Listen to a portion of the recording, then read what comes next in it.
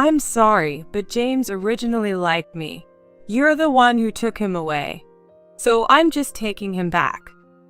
I'm sorry. I still love Victoria. A first love is always special. My husband and sister defiantly went on their affair trip. During that time, my mom suddenly passed away in an accident. I didn't even have time to mourn my continuous misfortunes, as I had to deal with the mourners as the chief mourner. We bought some fancy sweets for Emily. Mom will love them for sure. Then they came back, enjoying chatting and laughing. The funeral is about to start. What? With just that one word, their expressions changed. My name is Sarah, and I'm 27 years old. I live with my husband, James, who is 2 years older than me. My mom, Emily, and James's mom, Patricia, have been best friends since their school days. My mom has been a career woman, raising me and my sister Victoria, who is 2 years older than me, on her own after my dad passed away in a car accident. On the other hand, Patricia married a company president, Michael, and became a gentle stay-at-home mom. It's commonly said that women's friendships tend to fade due to changes in life stages. In that sense, it seemed like a miracle to me that their friendship lasted so long, even though they had known each other since school and became mothers around the same time. How wonderful it would be if our kids got married someday. Those two often talked about that ever since we were kids. They often had me, Victoria, and James play together when we were kids. Of course, they never forced us, and they intended to let us choose our romantic and marriage partners on our own. Still, kids can be very sensitive to their parents' hopes that things might turn out that way. Victoria and James were classmates, going through elementary, middle, and high school together, which made it even more apparent.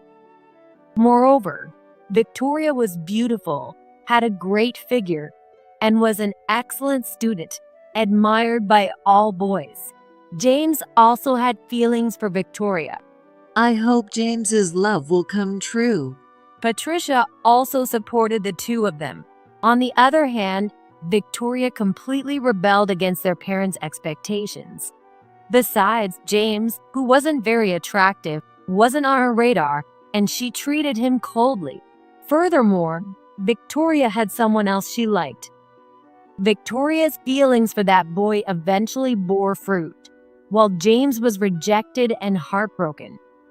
I was the one who comforted James during his slump.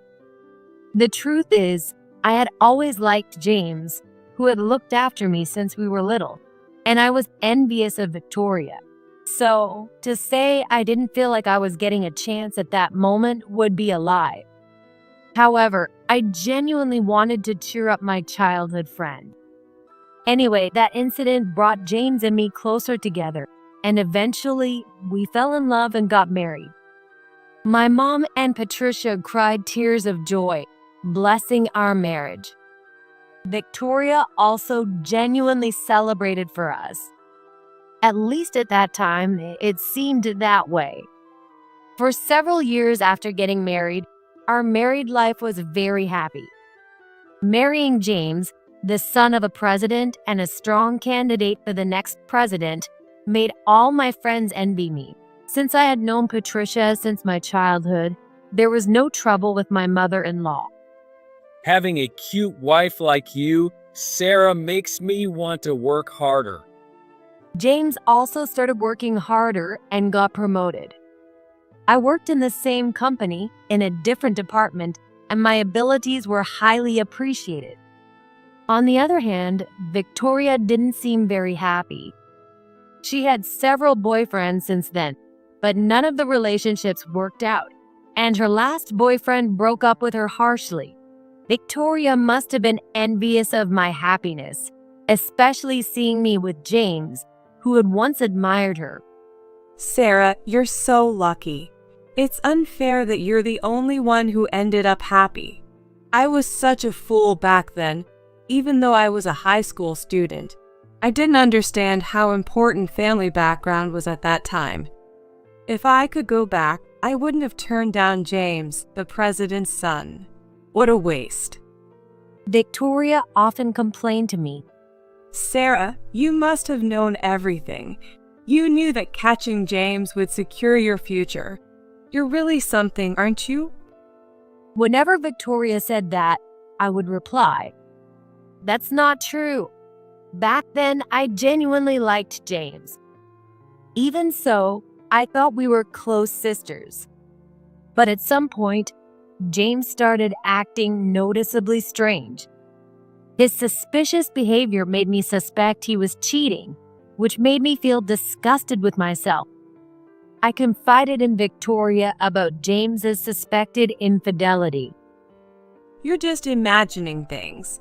James isn't like that. As his childhood friend and classmate, I know him well. Sarah, you should know too.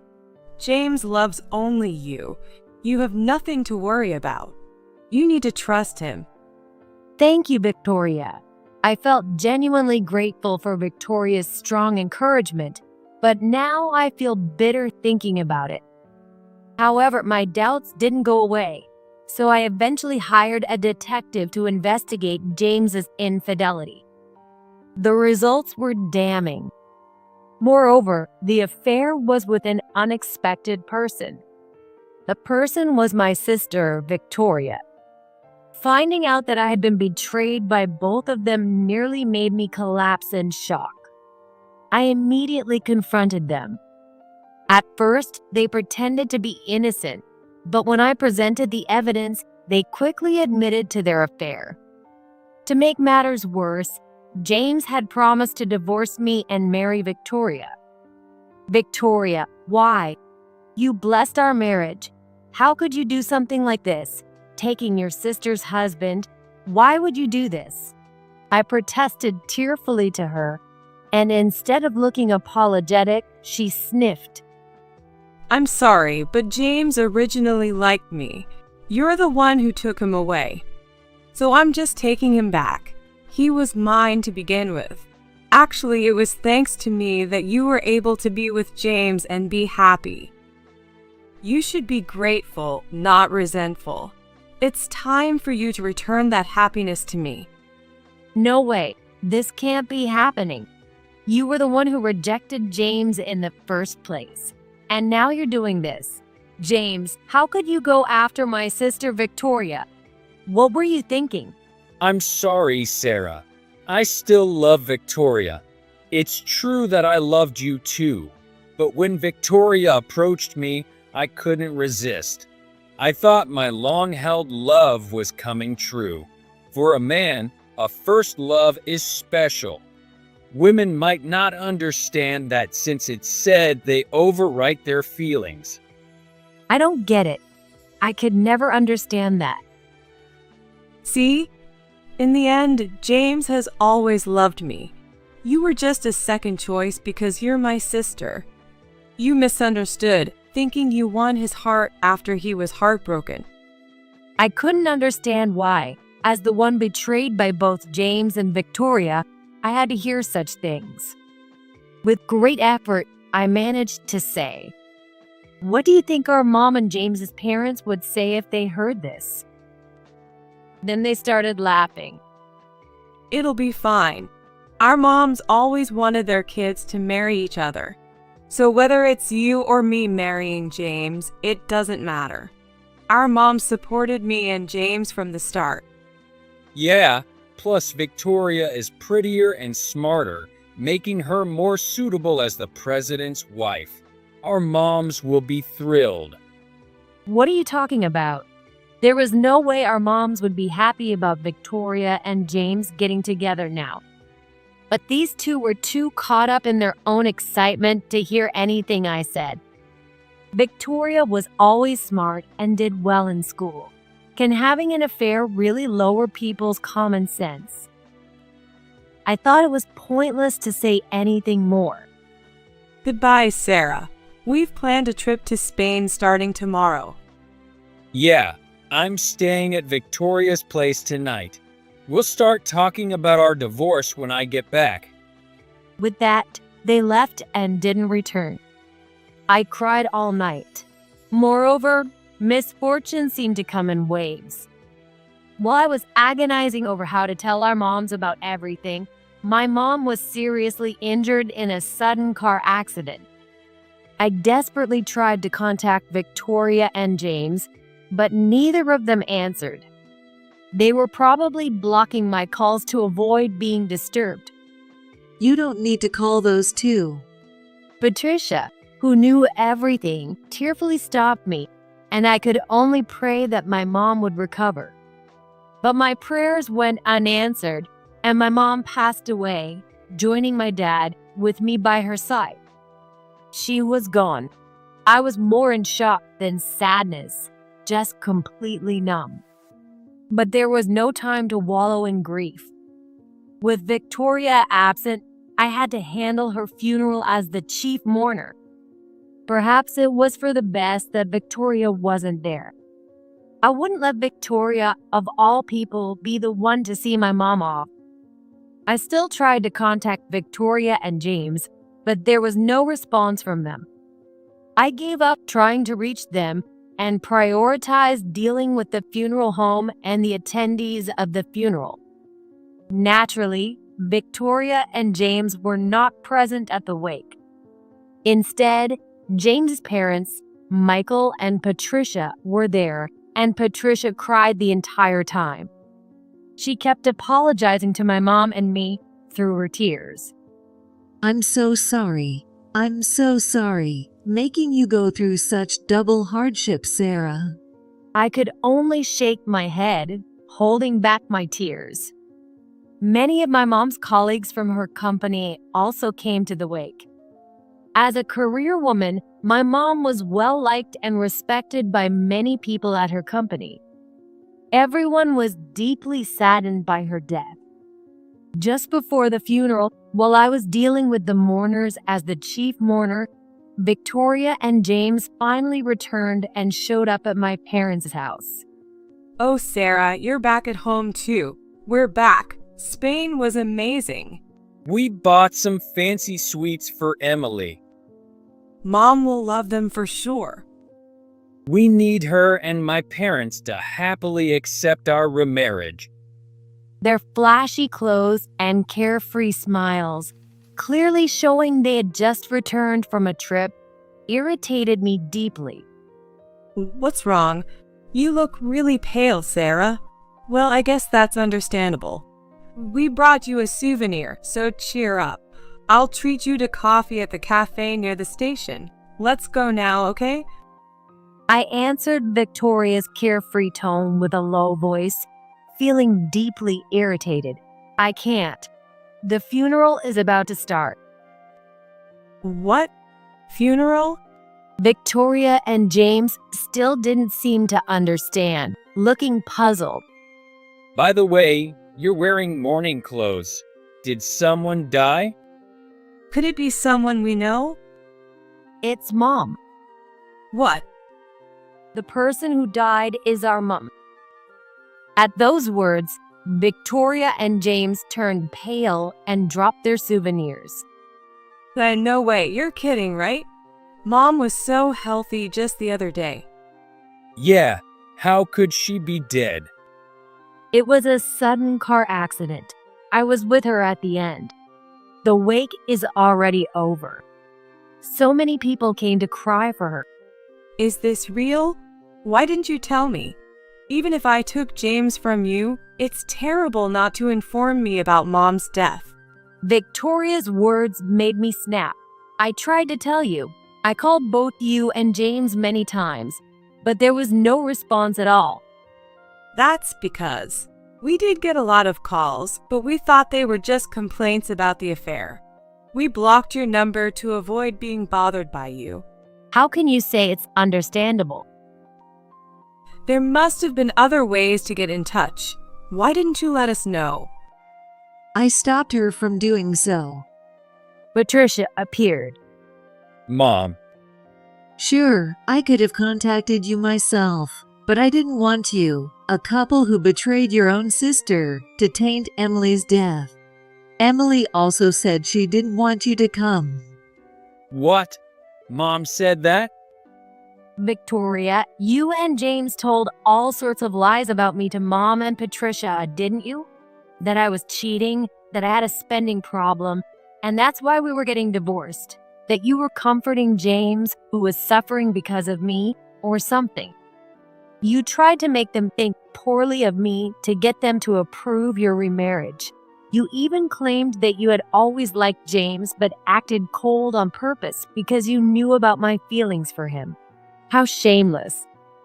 Yes, you sent us all sorts of messages. Neither Emily nor I believed any of it. Because Sarah isn't like that at all. In fact, thanks to you, we were able to confirm our suspicions about your relationship. Sarah showed me proof of your infidelity too. Victoria, how could you tell such blatant lies? It was obvious to anyone that you didn't care about James back then. You never stepped aside for Sarah's sake. Someone like that would never have an affair. I couldn't bring myself to tell Mom and Patricia about Victoria and James's affair. That's because I didn't want to hurt them. However, through the messages from Victoria and James, they already knew. Then, before she passed away, Mom called me and revealed that she and Patricia had figured out Victoria and James's affair from Victoria's messages. It's okay. Both Patricia and I know that Victoria is lying. Mom said this with a smile, reassuring me as I denied the content of the messages. Then, on her deathbed, she left a will. I leave all my inheritance to Sarah. Victoria will not get a single cent. No. When I conveyed the will, Victoria cried out. To me, it seemed she was more shocked by this than by Mom's death.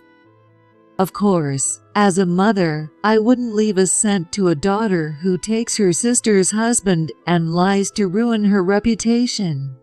James, this goes for you too. Michael has decided to remove you from the list of candidates for the next president after finding out about your affair. No, this can't be true. Neither Michael nor I can forgive someone who goes after your wife's sister and tries to ruin Sarah's life. We must have raised you wrong. But, Mom, you used to say you hoped Victoria and I would work out. That was when you were high school kids, not even dating. Now you are married to Sarah. It's completely different. How can you not understand that? Anyway, we have Emily's funeral to attend, so we don't have time for this. Wait, we want to attend too. Victoria and James tried to follow me. What? You're not planning to attend the funeral dressed like that, are you? I stared at their outfits. Their flashy shirts were entirely inappropriate for a funeral. Of course we're going to change. Where's the mourning clothes? Though they said this, it was clear they had only just thought about changing because I mentioned it. There's no time. As the chief mourner, I have to go now. And even if you change, I'm not letting you attend. Me neither. As I said before, I don't want a couple who betrayed their family in the worst way to taint Emily's death. This is ridiculous. I'm her real daughter. How can I not attend my own mother's funeral? In fact, I should be the chief mourner. You've been handling everything while we were on our trip. You must be exhausted. The eldest daughter should be the one to do it. I can't just do nothing, so let me be the one to see Mom off. I was really close to Emily too. As her son-in-law, I want to see her off. Let us at least attend the funeral. Patricia gave them a cold look as they desperately pleaded. Emily said she no longer considers you her daughter or her son-in-law. You don't need to do anything, so why don't you two go back to enjoying your affair vacation? Turning our backs on the stunned pair, we headed to the funeral. I asked the security to turn Victoria and James away if they showed up, and the funeral proceeded smoothly. Apparently, they did come, but the security turned them away as instructed. After that, James was not only removed from the list of candidates for the next president, but he was also fired. Apparently, it was discovered that he had been embezzling company funds. It seems that, thrilled by Victoria's advances, James had been buying her expensive brand goods as she asked, using embezzled funds. The trip to Spain was also funded by the embezzled money. I had been wondering why Victoria had suddenly started wearing a lot of brand name bags and clothes even before the affair was discovered, and now it made sense. James's parents severed ties with him and demanded he repay the embezzled funds instead of reporting him to the police. I thought it was fine since it's the company I'd eventually inherit. James reportedly argued that, but of course, such an excuse was unacceptable. Naturally, I divorced James and cut ties with Victoria as well. Please forgive me. I'll break up with Victoria. I realize now that I only love you. James pleaded, but I firmly rejected him. Because it seemed to me he was only trying to reconcile to gain his parents' forgiveness. With all the money I owe for the embezzlement, I can't afford this. James reportedly shouted through the lawyer Michael had arranged when I sued them for compensation, but it wasn't my concern. Victoria was even more persistent than James. But we're sisters, right? We lost our parents, and now it's just the two of us. Please don't sue for compensation. I will get back James to you. I know I did a terrible thing to you, and I'm sorry. I'll apologize as many times as it takes. I'm truly sorry. Just like when we lost Dad, let's support each other. We're the only family we have left. Even if we say we're cutting ties, our blood connection can't be erased. If we continue to fight like this, Dad and Mom would be so sad. If Mom were alive, she would have forgiven us. We used to be such close sisters, right?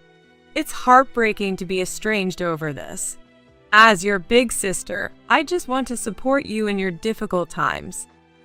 Victoria's whiny, tearful voice as she clung to me only made me more irritated. When we were in elementary school, our dad died in a car accident. I realized sadly that the responsible and intelligent Victoria, who supported and comforted me as I cried back then, was gone. It's true, I did something terrible to you, Sarah. Something unforgivable. But I've always helped you as your big sister, right? So we're even, aren't we? That's what family does. We forgive each other and move on. I'm lonely and hurting, Sarah. Victoria continued to plead in a whiny voice. Believing she would marry James, Victoria had quit the job she had always complained about being tough, and now she was likely in serious financial trouble. It seemed she had sold most of the brand goods James had bought her. Victoria must have been envious of me inheriting all of Mom's estate and receiving the compensation for the fatal accident, wanting to benefit from it too. Although Victoria should have the right to claim, the accident was a tragic one where the driver swerved to avoid a child who had run into the street, ending up on the sidewalk and hitting my mom. Even though the driver was also seriously injured, he paid compensation far above the usual amount. Still, nothing would bring Mom back. All I could do was hope she was happy with Dad in the afterlife. I didn't want Victoria to disrupt my attempt to make peace with that. James's parents said they would adopt me since I have no parents. They think my work is better than James. They want me to eventually take over the company. They've known me since I was little and always thought of me as a daughter. My family now consists of just those two. They've been more than supportive. So you're not family to me anymore. and I don't need your support. You're not a support. You're a burden, a curse." At this, Victoria started screaming hysterically. What? Why do you always get all the good things? You take the best and end up happy. James' parents are awful. I've known them since I was little too. They used to dote on me. I'm the eldest daughter.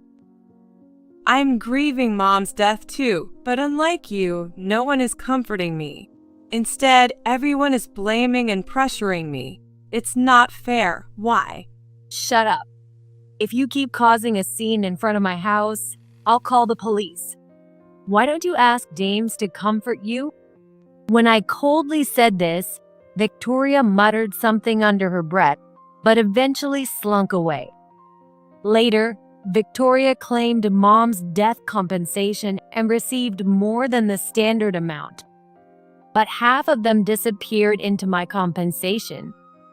I know Victoria embezzled company funds too, so she has a duty to repay.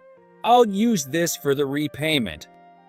The rest was almost entirely taken by James, partly by force, leaving Victoria with nearly nothing. This led to a big fight between Victoria and James. I'm grieving Mom's death, and instead of comforting me, you take my money. It's terrible. No one is there for me. Shut up. It's your fault for tempting me. Because of you, I was removed from the list of candidates for the next president and got fired from the company. There's no way I'm going to be kind to a curse like you. A curse? You think of me that way too. If you ask me, you're the curse. Stop blaming others. Are you saying it's not your fault for giving in to my temptation? Yeah, it's not my fault. My instincts as a man were provoked, so it's only natural. If I'm a curse, then what does that make you, the one who tempted me? What a selfish excuse. That doesn't make any sense. You were the one who first fell for me, even though you now call me a curse. What an absurd fight. From my perspective, they were both equally at fault. Naturally, it seemed they would break up, but then Victoria's pregnancy was discovered. The father could only be James. James and Victoria, thinking that the baby's presence would soften the feelings of me, Michael, and Patricia, decided not to break up and instead remarried to have the baby. However, when they informed us of the pregnancy, neither I nor James's parents responded. Eventually, the baby was born, and when they came to visit us with the baby in their arms, we still weren't swayed and turned them away. This child is your grandchild. Look at your adorable grandchild's face. Once you see her, you'll change your mind. I told you that you're no longer our son. Therefore, that child is not our grandchild or anything else.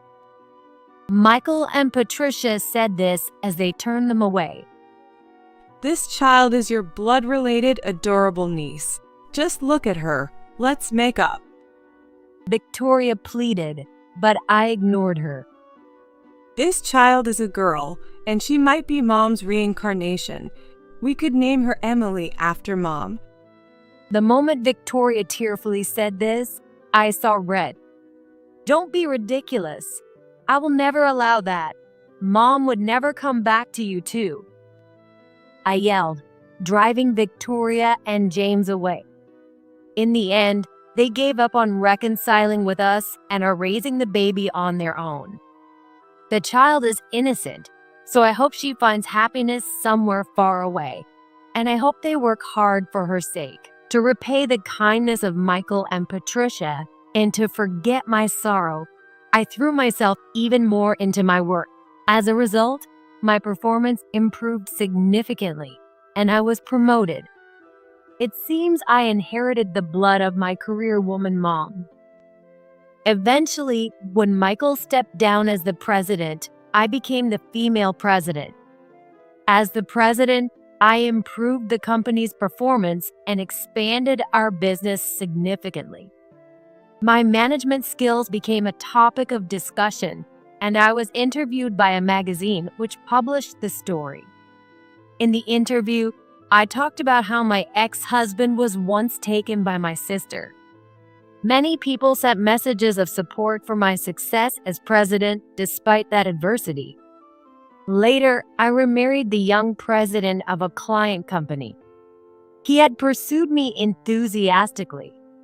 Because of the trauma from James and Victoria's betrayal, it took me a long time to remarry, but he accepted all of my past traumas and waited for me to make up my mind.